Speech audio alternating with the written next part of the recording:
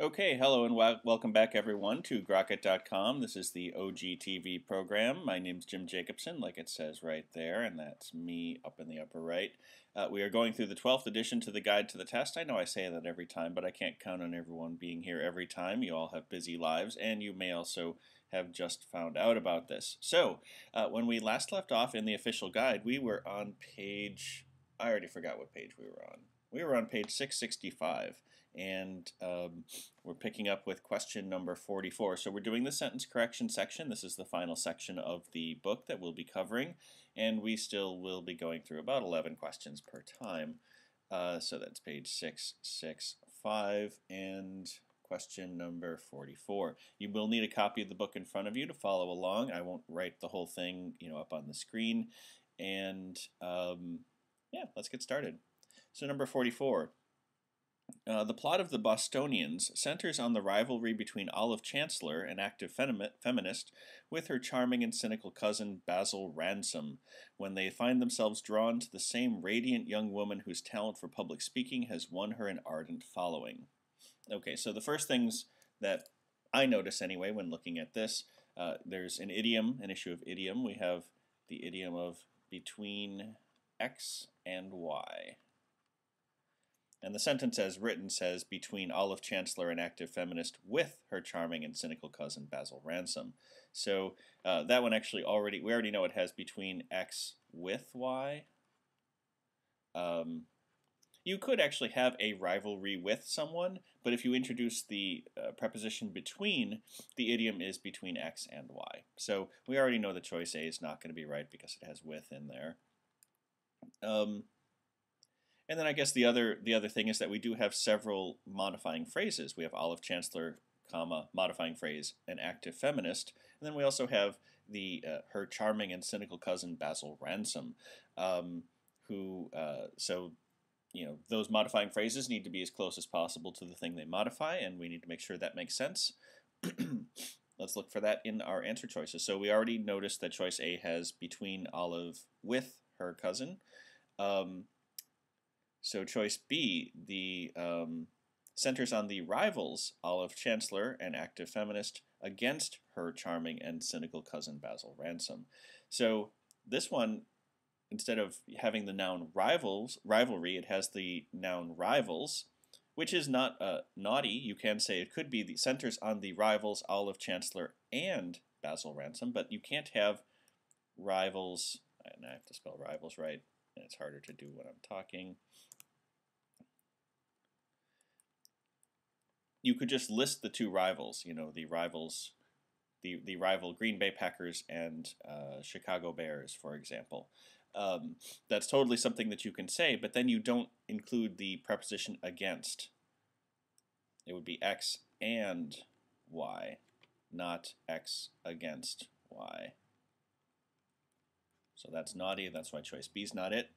Choice C centers on the rivalry that develops between Olive Chancellor, an active feminist, and Basil Ransom, her charming and cynical cousin. Okay, so that one says rivalry between X and Y, and it also does have the modifying phrases as close as possible to the phrases that they're supposed to be with, namely Olive and Basil.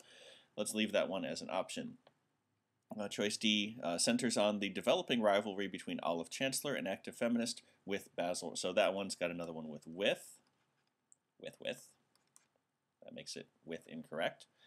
And then E, a rivalry between active feminist Olive Chancellor and the rivalry with her charming. Okay, so that one is saying it centers on Olive Chancellor, centers on the active feminist Olive Chancellor and the rivalry with her charming and cynical cousin Basil Ransom. So that one actually kind of changes the focus. It says that there's two things at the center of the play, namely, number one, Olive Chancellor, and number two, her rivalry with her cousin, whereas the original sentence and all of the other ones are saying really the main point of the play is the rivalry, and there's only one thing. So choice E actually changes the focus of the sentence, which leaves us with choice C. It centers on the rivalry that develops between Olive Chancellor, an active feminist, and Basil Ransom, her charming and cynical cousin. That sounds correct for all the reasons we specified, and it is the correct answer. Still page 665. But on to number 45. Quasars, at billions of light years from Earth, the most distant observable objects in the universe, believed to be the cores of galaxies in an early stage of development. So there's not very much of this sentence underlined. In fact, it's just this verbal phrase that appears to be going with quasars. So the structure of the sentence is we have noun. Maybe I should have written it under the line. Noun, apposition. So this is just a way of expanding on or explaining more about the noun we just heard. So quasars, and then everything between the set of the commas that come next are just restating something about quasars at billions of light years from Earth, the most distant observable objects in the universe. And you can just do that. The at billions of light years from Earth is just describing the distance. Normally, apposition will not have a verb, so it's not going to say quasars at billions of light years from Earth are the most distant observable objects in the universe. If it did that, it wouldn't be apposition. It would be the subject complement, the thing that you're describing the subject of the sentence with. So we have noun, apposition, and then verb. The issue, though, is that in the sentence as written, believed, or believed to be, is not actually a verb. You can't say quasars believed to be the cores of galaxies. Quasars don't believe anything, and believed to be wouldn't be the correct construction to use if you were using believe as a finite verb. I mean, what we would predict for the correct answer is that quasars are believed to be, something like that, because people believe them to be the cores of galaxies. We don't know. We don't have any close enough near us to get a good look. In this particular case, we need whatever is underlined to function as a main verb with quasars as the subject, because there's actually very few ways that you can start a sentence with a noun and then separate it with apposition. There's not really too many sentences that you can construct where that opening noun is not the subject of the sentence, because nouns can be objects of prepositions, but then you would have the preposition in front of it, like with quasars or to quasars or something like that. If you're just starting with a noun, that noun is basically almost always going to be the subject of the sentence. The only time I can think of when you wouldn't have an initial noun as the subject of the sentence is with an interjection, like Joe, go get the car. So there, it's a evocative. You're saying, "Hey Joe, go get the car." So there, you're starting a sentence with a proper noun. But that's the only other way I can see starting a sentence with a noun where that noun is not the subject. Quasars then has to match the verb. So choice A is not a verb. Quasars didn't believe anything. Choice B says quasars are believed to be. Okay, well that sounds like what we had predicted, but let's keep looking. Quasars, some believe them to be. Well, that does not function as a verb for quasars because it already has choice C already has some in it as a subject. And we don't need some, we just need it to be just the verb for quasars. Choice D also has some, and choice E has it. All three of these have a new subject, and then if we put a new subject in, we don't have a main verb for quasars. And so all three of them are wrong. Choice B is the only one that has just a verb to go with our subject, quasars. And there we have it. Choice B for number 45. Page 665, question number 46. In ancient Thailand, much of the local artisans' creative energy was expended for the creation of Buddha images, and when they constructed and decorated the temples that enshrined them.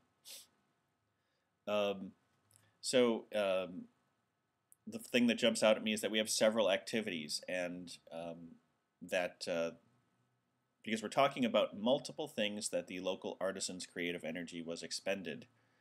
So we have multiple activities. Those activities then we would expect to be parallel.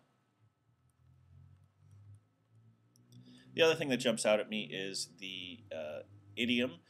Normally you don't say energy expended for. Normally say energy expended on. So we're going to expect the correct answer to have energy expended on, and we expect the items in the list to be parallel. And all of them are the things that they've expended energy on. The creation of the Buddha. So the first one we have in the sentence as written, we have creation, we have they constructed and decorated.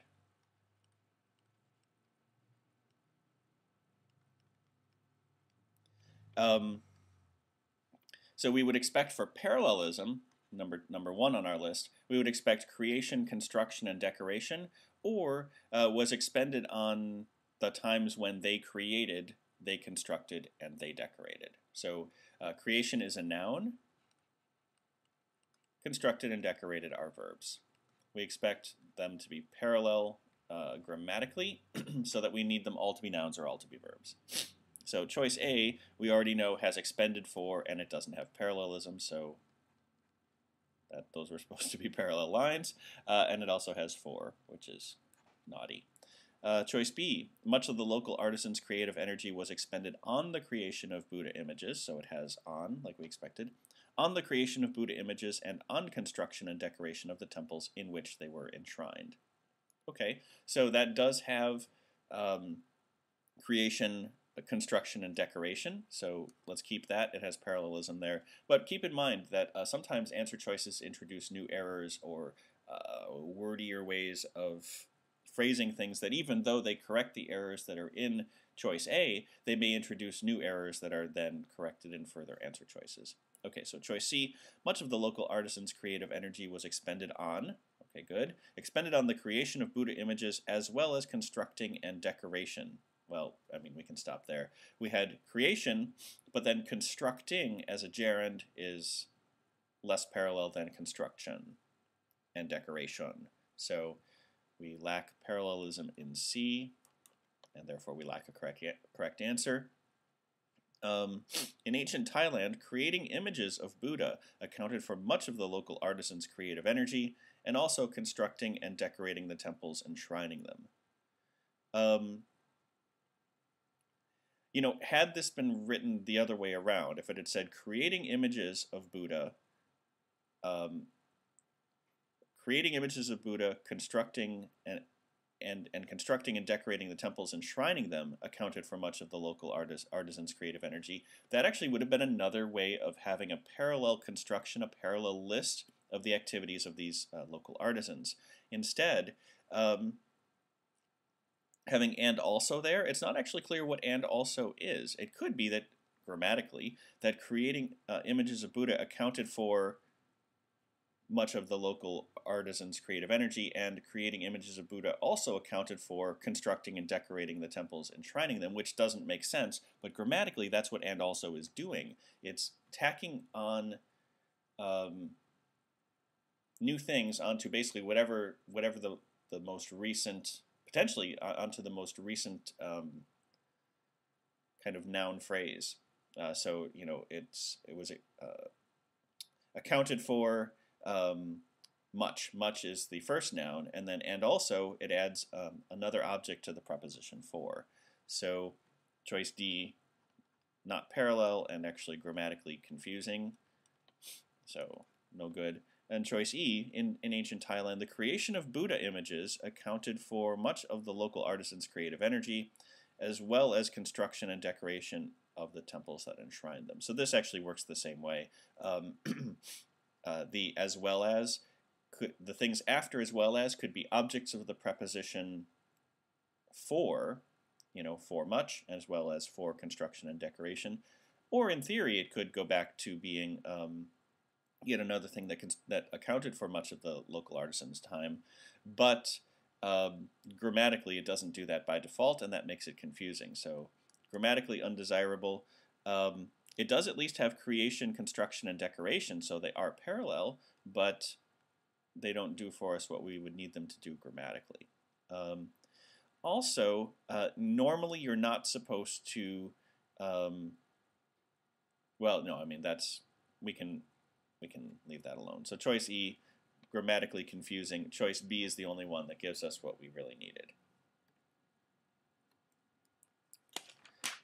And what we need to do now is turn the page to page 666 and move on to question 47.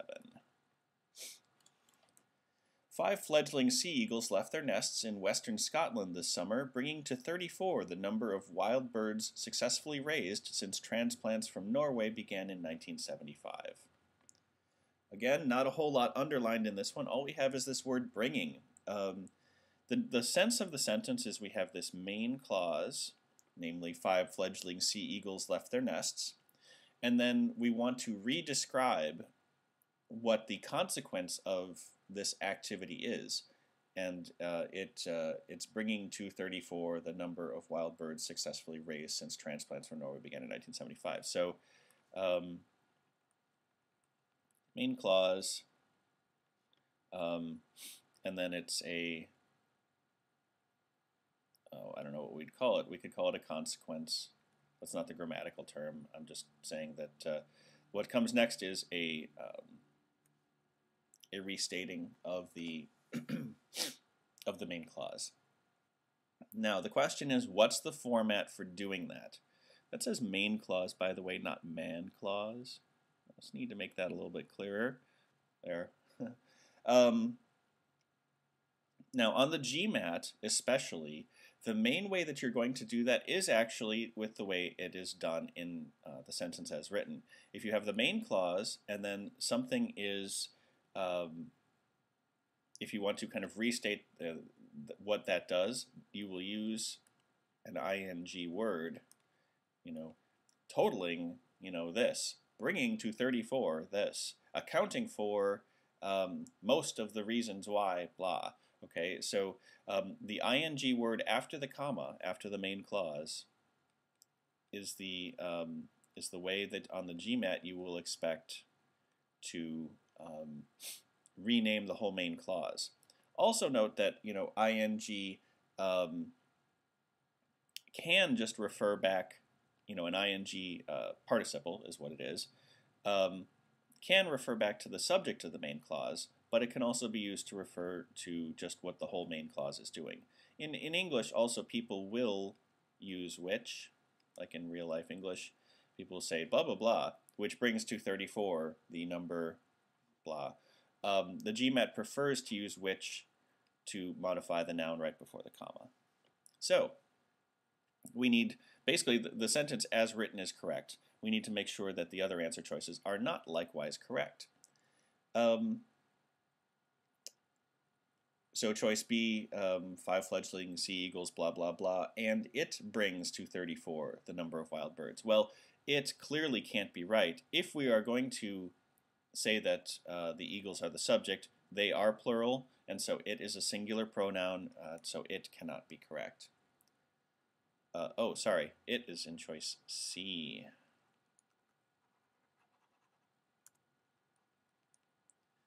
And it's wrong for that reason. But it's also similarly wrong for the number mismatch in choice B. 5 fledgling sea eagles left their nests and brings to 34. Brings is the singular form of the verb bring. So 5 sea eagles cannot be the subject of brings. So once again, brings and it are singular when the subject would, or the referent needs to be 5 fledgling sea eagles, which is plural, so they're wrong for that reason.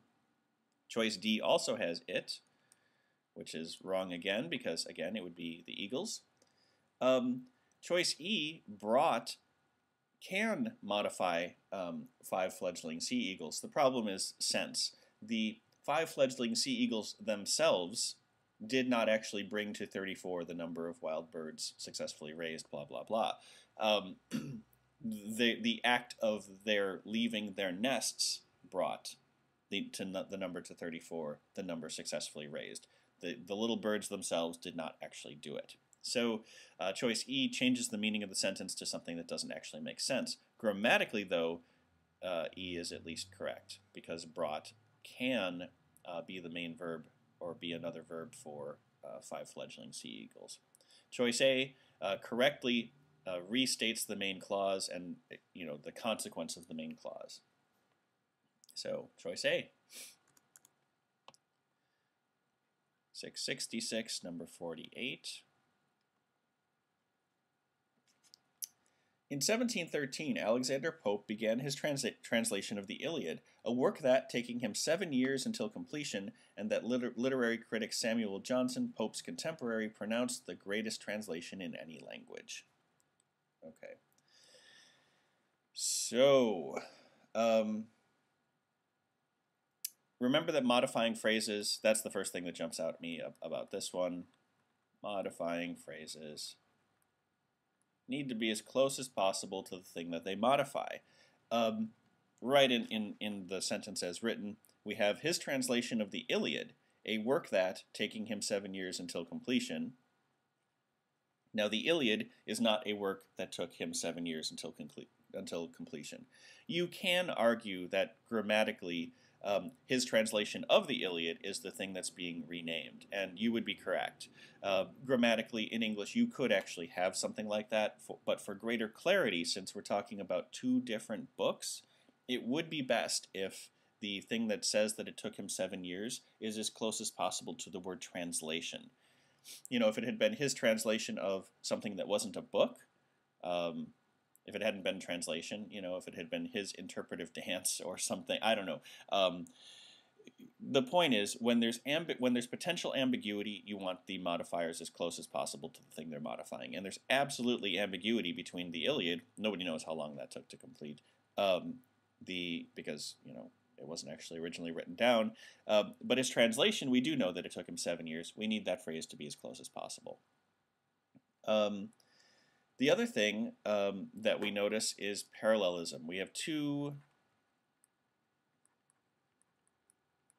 things that are being used to describe this translation of the Iliad. We have it's a work that, well, it says that taking him 7 years, but that's probably not going to be right. I mean, I suppose it could be.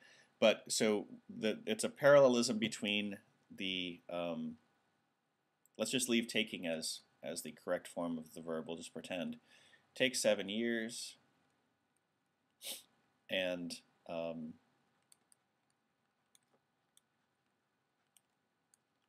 it's also the work that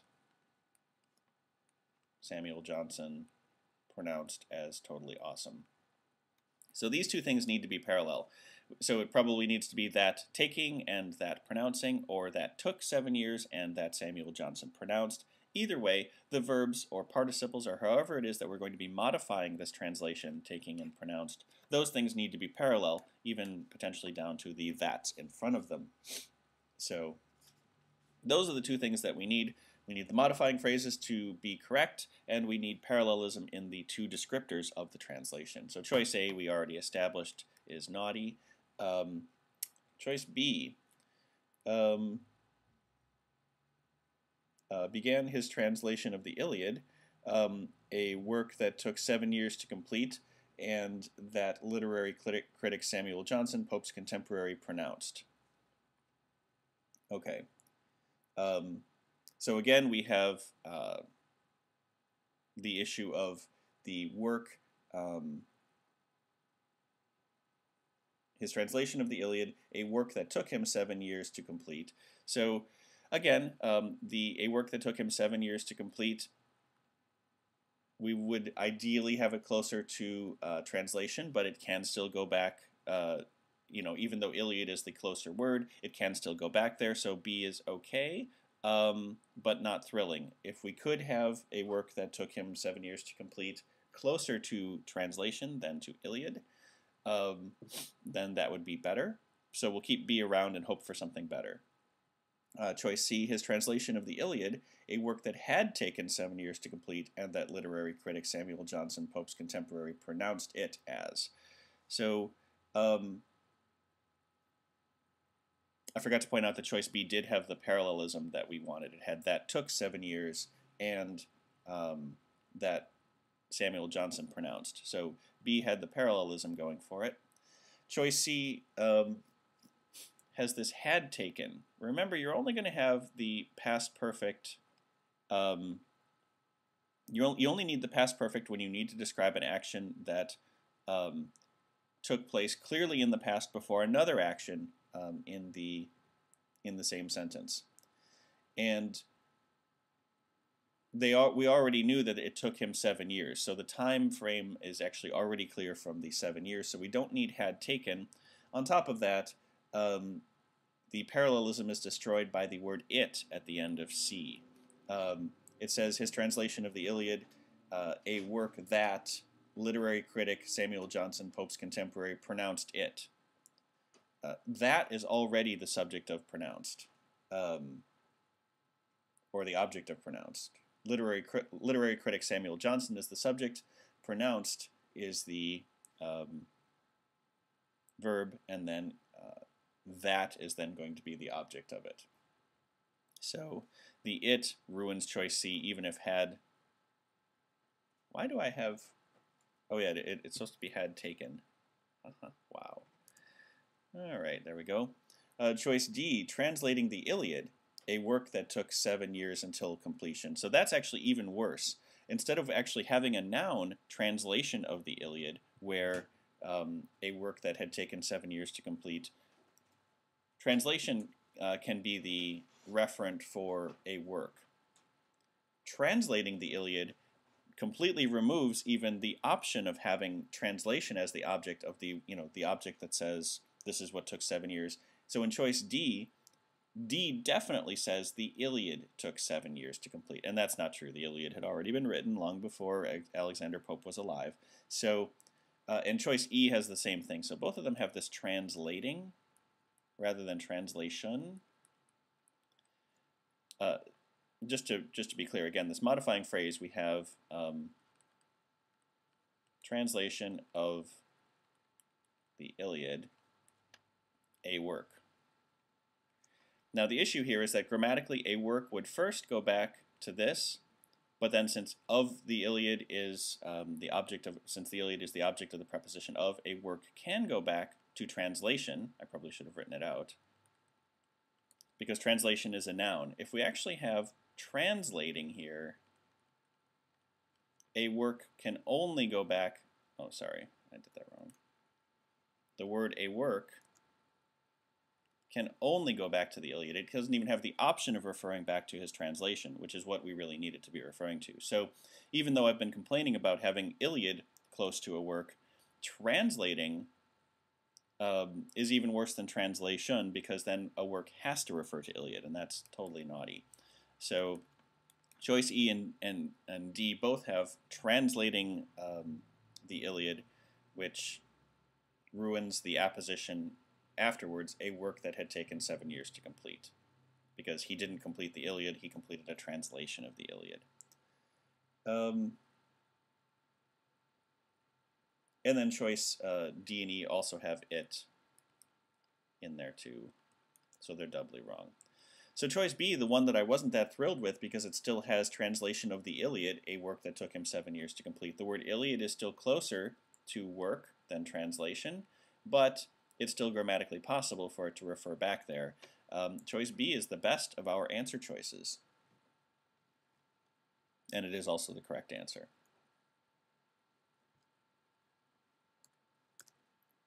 Sorry for going on and on about apposition on that one, but grammar is kind of a tricky business. I think in some ways that's what makes the sentence correction section so tricky, is that while there are rules for a lot of things, there's a lot of rules that bend, and there's a lot of rules where, by default this refers to this, but it can also refer back to that. And it's much less cut and dried than the quantitative section or even the critical reasoning section.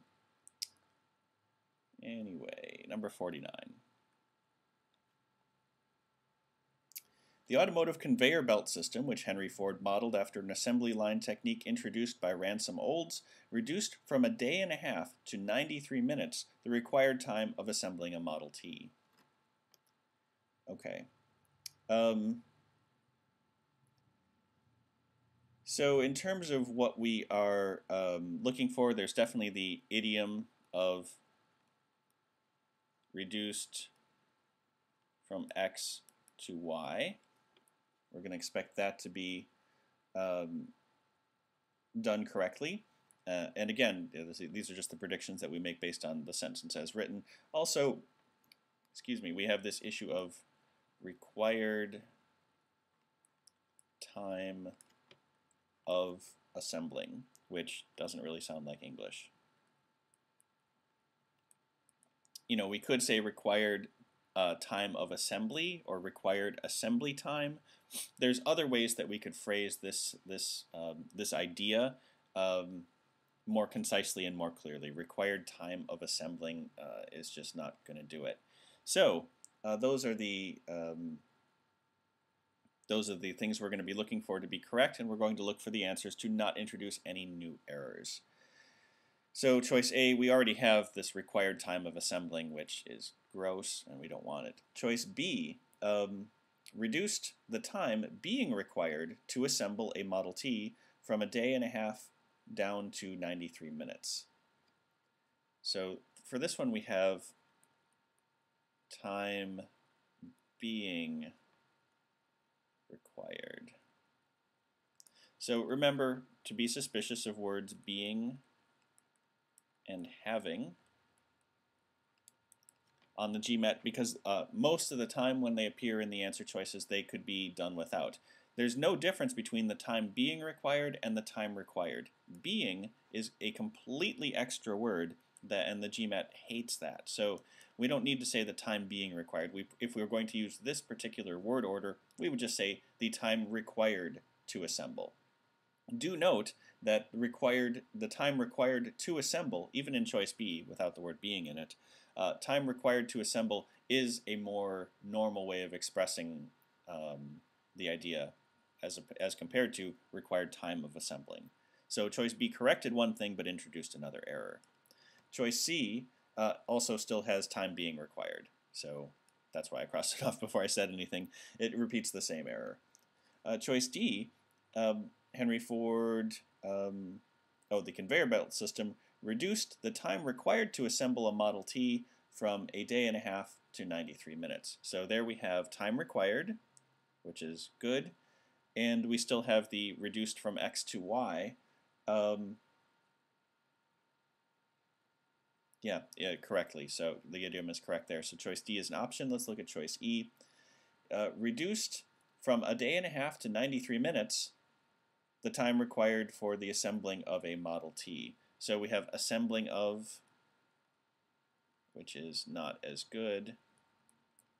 Also, note that the phrase, the time required for the assembling of a Model T, goes right after 93 minutes, which is true. I mean, basically, we are talking about the assembly time of a Model T, but it implies that 93 minutes is the assembly time of a Model T, and we're not actually clear what got reduced from a day and a half. It would be, I don't know, I'm not going to be able to come up with a mock sentence fast enough, but it would be almost as if they were describing the reduction of some other process from a day and a half to match the assembly time of a Model T, but they're not actually assembling a Model T. They just brought it down to 93 minutes, which is the time it takes to assemble a Model T. That's what choice E is doing grammatically by having that apposition, the time required for the assembling of a Model T, after the reduction in time. It looks like they're renaming the end point of their reduction rather than describing the process that they're actually reducing the time of. Yeah, I think it's time that I stop talking about this one. I think I might make it more confusing. Anyway, choice D correctly has the time required as opposed to required time of assembly. Fewer words, more concise, and it leaves our idiom intact and doesn't introduce any new errors.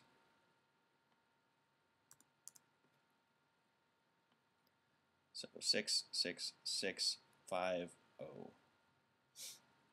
According to some analysts, the gains in the stock market reflect growing confidence that the economy will avoid the recession that many had feared earlier in the year and instead come in for a soft landing, followed by a gradual increase in business activity. Okay. So So in terms of things that jump out at us, predictions that we make before we attack the answer choices, clearly there's going to be an idiom. Well, I don't know if clearly. I could be wrong, actually. Sometimes when I do these predictions in the broadcast, I have not re-looked at the answer choices. I'm trying to model what predictions might actually happen. Although I must confess, I have looked at these problems in advance of the broadcast. I just don't necessarily look at it immediately before I talk about what the predictions are going to be. So sometimes the predictions are a little bit off, which is what's going to happen on the real GMAT for everybody. But it's still well worth predicting, because then you're able to spot your the correct versions of your predictions, or your correct wrong. The things that you correctly predict will appear as wrong answer choices. So we have confidence, and we have different choices for prepositions that can appear after that. So you can have confidence that something would happen. You could also have confidence in a noun.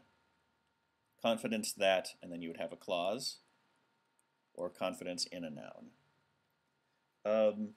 What else do we have? That the economy will avoid the recession that many had feared. So then we have a so number one is the idiom of confidence. Number two, let's predict that recession that many had feared. The reason I predict that there's going to be issues with this one is, number one, that versus which is something that shows up on the GMAT. Also, we have a past perfect tense. And we've already seen the past perfect showing up in wrong answer choices, where it's been introduced when it doesn't need to be introduced. In this particular case, the fearing of the recession happened before the statement that so there's the we have the gains in the stock market, and then people have said that then the analysts have spoken about the gains in the stock market, and we need to make it clear that the recession takes place before even the gains in the gains in the stock market. So we have gains, analysts, and then here we have the fearing. So we have this order of events. The analysts are talking in the present, the gains are the recent past, and the fearing takes place before that. So past perfect makes sense in this case, earlier in the year. And then we also have two verbs that go with confidence about the economy. So we have confidence that the economy will avoid and instead, it's supposed to be a D, instead come. Whoa, that does not look at all like the word avoid. There we go. Okay, so we expect these verbs to work out as kind of a parallel structure. The two things that the confidence reflects, that the economy is going to avoid a recession and come in for a soft landing. So choice A does actually cover all of these, but there may be more concise ways of talking about it. Choice B, confidence in the economy to avoid the recession, what many had feared earlier in the year, rather to come. So confidence in X to Y, not remotely a correct idiom. So choice B rules itself out. Even though it is parallel, the ability in the economy to avoid the recession, rather to come in for a soft landing. It's parallel, but it's not a correct idiom. So we can't use B. Confidence in the economy's ability to avoid the recession, something earlier in the year many had feared, and instead to come. So in theory, it could be the economy's ability to avoid and instead the ability to, yeah. So the problem is that the first to avoid is the object of it's actually confidence in the economy too. So actually I need to erase this. Choice C begins actually repeating the same error that's in B. Confidence in X to Y. Oh no, I'm sorry. I'm reading the wrong answer choice. A danger on the real GMAT. So choice C is confidence in the economy's ability.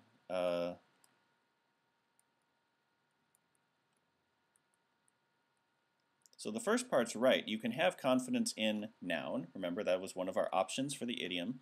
You can have confidence in ability to avoid, but then the other thing is confidence in the ability. You would have to repeat ability because of the second to come. Instead to come, instead there interrupts the parallelism and actually makes the second part no longer parallel. It ends up reading confidence in the economy's ability, and instead to come, there's actually not even a subject for that one. So that one doesn't work. Choice D, confidence in the economy to avoid. That one is the confidence in X to Y, which we can't have. And choice E, confidence that the economy will avoid the recession that was feared earlier this year by many, with it instead coming. So the first thing, of course, confidence that the economy will avoid the recession that was feared earlier is kind of wordy and awkward. Also, it's not entirely clear what it is coming, with it instead coming in for a soft landing. It could be economy, or what else could it be? Stock market, I don't know, confidence. It is ambiguous and unnecessary. It's certainly an extra word because we were already modifying the economy or talking about it. So choice E doesn't give us what we want. Choice D has this error, idiomatic error. So choice A, even though it is kind of wordy, confidence that the economy will avoid the recession that many had feared earlier in the year and instead come in for a soft landing, even though that comes across as kind of wordy, it's still the best of the answer choices. So this is clearly an example of going with the best available athlete among the answer choices. Choice A for number 50. Number 51, last one on this page. A new study suggests that the conversational pace of A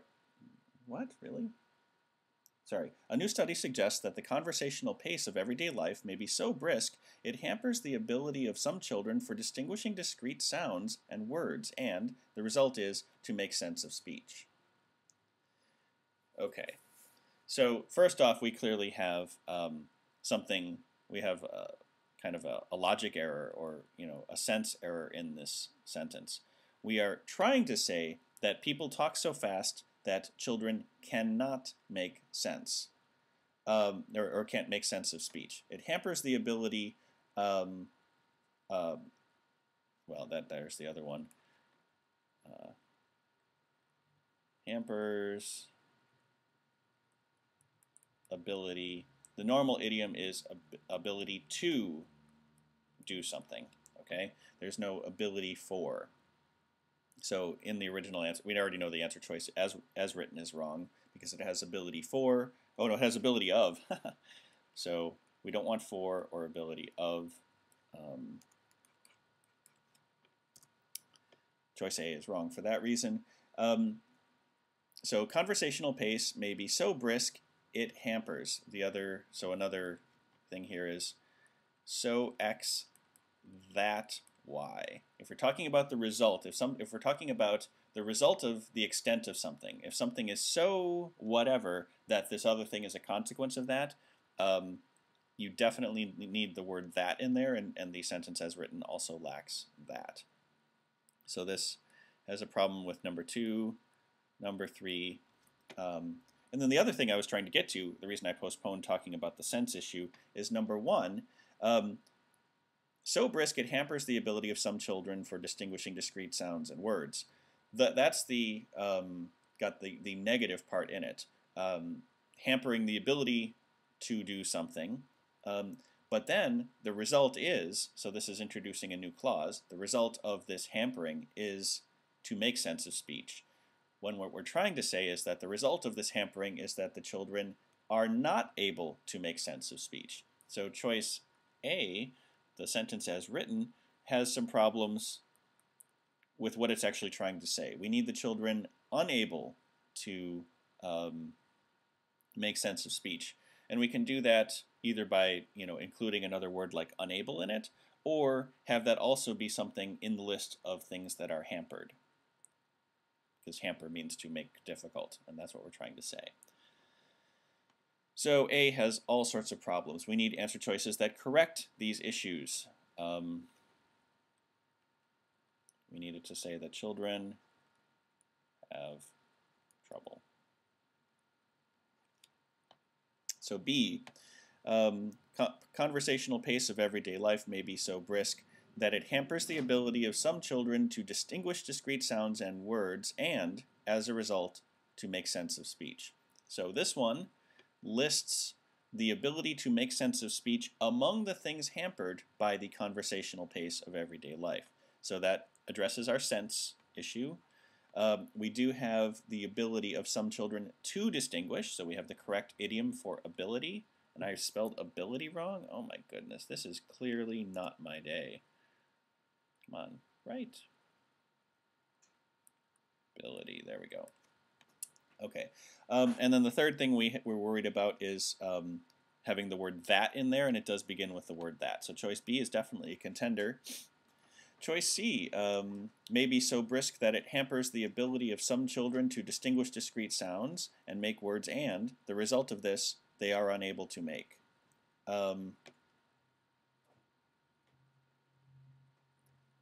So this one definitely has the idea that they're unable to make sense, and it has that and the ability to, so we'll go back and reread that one later.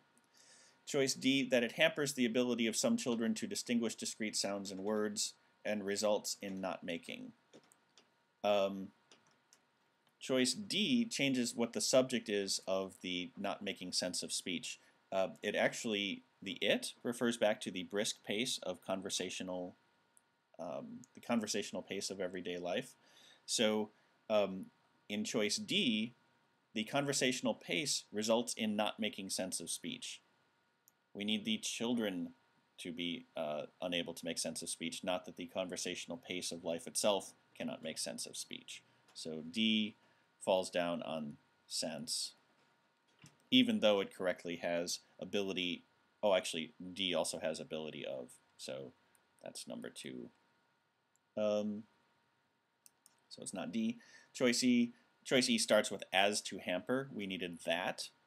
It may be so brisk as to hamper the ability of some children for distinguishing. So that actually has number 2 and number 3 wrong with it. Let's go back to the choice between B and C. Both of them start with that. So the conversational pace of everyday life may be so brisk that it hampers the ability of some children to distinguish discrete sounds and words and, as a result, to make sense of speech. Versus so brisk that it hampers the ability of some children to distinguish discrete sounds and words and, the result of this, they are unable to make. So the issue with choice C, so choice C introduces some additional words. They are unable to make. It introduces a new clause, and it's not actually clear what they is referring to, because originally in the sentence we have that it, namely the conversational pace of everyday life, hampers the ability of some children, and as a result of this, they are unable to make. We basically changed the subject in choice C. We go from referring to it, the conversational pace of everyday life, and then we start referring to it as they in the end. So choice C, actually, the end of it the sense of it is actually wrong. We've changed the subject of they are unable to make is technically still going to be the conversational pace of everyday life. So we have the wrong pronoun, and even though it looks like it's referring back to children, you can't change the subject like that midstream with a second independent clause. So choice C does not get us where we want to go. Choice B does. All right, last page of this broadcast, page 667, number 52. To Josephine Baker, Paris was her home long before it was fashionable to be an expatriate, and she remained in France during the Second World War as a performer and as an intelligent. Oh wow. Okay, she remained in France during the Second World War as a performer and an intelligence agent for the resistance. Okay. So in the underlined portion, we find out about Josephine Baker liking Paris, and then that's the first part, that's underlined. In the second part, we have she remained.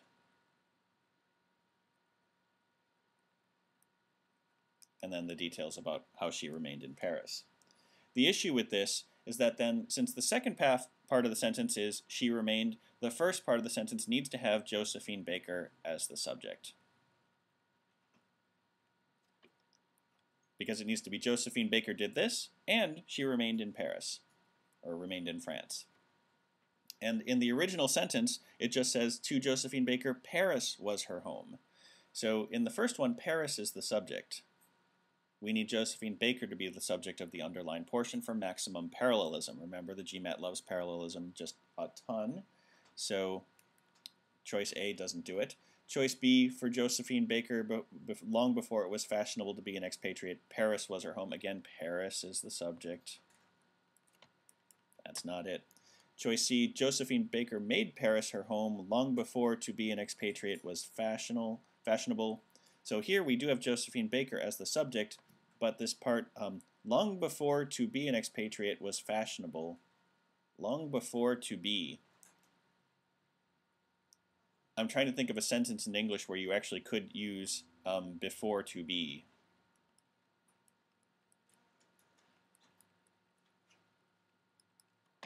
And have it be correct. I suppose, no, actually, I really can't think of an example where you can use a preposition and an infinitive and have it be correct. I'm pretty sure that is 100% all the time naughty. It's certainly wrong here.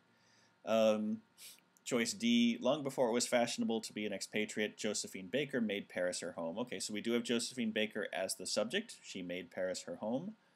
That's good. We wanted that. And then choice E, long before it was fashionable being an expatriate, Paris was home. And once again, we have Paris as the subject.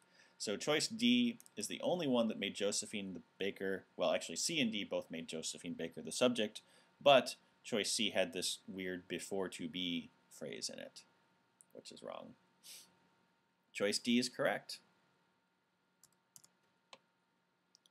So page 667, question number 53. The 19th century chemist Humphrey Davy presented the results of his early experiments in his Essay on Heat and Light, a critique of all chemistry since Robert Boyle, as well as a vision of a new chemistry that Davy hoped to found. Okay, so here we have main clause, ending in a noun, and then we have a apposition. We are renaming what his, we are saying new things about his essay on heat and light. Namely, that it is a critique of all chemistry since Robert Boyle, as well as a vision of a new chemistry that Davy hoped to found. So the apposition needs to be as close as possible to the noun it's modifying, which looks okay in this case, because it's actually the essay that's as close as possible. So the word right after needs to be critique. And then also what that critique constitutes is also something that needs to be parallel. It is a critique as well as a vision.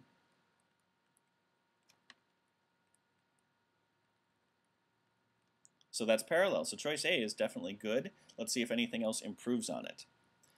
B, a critique of all chemistry following Robert Boyle, and also his envisioning of a new chemistry. His has an ambiguous referent. We have both Humphrey Davy and Robert Boyle. Also, it's not parallel. We have a critique and his envisioning. It should be a critique and a envisioning if we wanted to have it be as parallel as possible. C, a critique of all chemistry after Robert Boyle, and envisioning as well new chemistry that Davy hoped to found. So here we have a critique and envisioning, which is not parallel. D, critiquing all chemistry from Robert Boyle forward, and also a vision. Critiquing and a vision, not parallel. Choice E, critiquing all chemistry done since Robert Boyle, as well as his own envisioning of new chemistry that Davy hoped to found. So here, not only is it not parallel, we have critiquing, well, it could be critiquing and his own envisioning, but here it sounds like he's critiquing all the chemistry and critiquing his own envisioning. So, critic of his own vision. It's not actually clear. And if that's grammatically possible, that's definitely problematic. So choice A, the sentence as written actually has the most parallelism and is also the most clear. By having his own in there, it sounds like he's critiquing his own vision in choice E. All the other ones are not parallel. One more, page 667, number 54. The report recommended that the hospital should eliminate unneeded beds, expensive services should be consolidated, and use space in other hospitals. So first thing that jumps out at me is, oh my gosh, it's a list. And that list of things is eliminate, consolidate, and use. Now these could be in another form, we just need them to be parallel. It could be the elimination, the consolidation, and the use of blah. Eliminating, consolidating, and using would also be fine. But they need to be the same, and I just picked them, I just picked these. And clearly choice A has eliminate, consolidated, and use, so it's not parallel. The other issue here is the report recommended that the hospital should eliminate. Normally the use of the subjunctive, when we use words like ordering and recommending and stuff like that, it would be normally spelled correctly. It would be recommend that that the hospital, and then you have the plain form of the verb, eliminate, consolidate, use. The plain form is basically to use without the to. So the plain form, which is how you construct the subjunctive, is just the infinitive without the word to. So to eliminate, to consolidate, to use, those all go right there. So there's no should required is the point here. So all the answers that start with should, A, B, and C, are naughty. This one has should. This one has should. Also note that B is not parallel. It has eliminate, consolidated, and be used. Choice C has eliminate, consolidated, and to use. So they're also not parallel in addition to having should. Choice D has eliminate, consolidate, and other hospital space used. We needed eliminate, consolidate, and use if we were going to use the subjunctive. So used is what made this one wrong, which leaves us choice E. The hospital, they recommended that the hospital eliminate unneeded beds, consolidate expensive services, and use space in other hospitals. So eliminate, consolidate, use, all three parts are parallel. It also doesn't have the word should, so it uses the subjunctive correctly, and choice E is our correct answer. With that, we have ended this broadcast. The clock on the wall says that's all for the Grockett's OGTV. My name is Jim Jacobson, though, still, and I will be with you tomorrow picking up with question number 55 on page 667. And once again, we'll be doing that 12th edition of the Guide to the Test. Hope to see you there.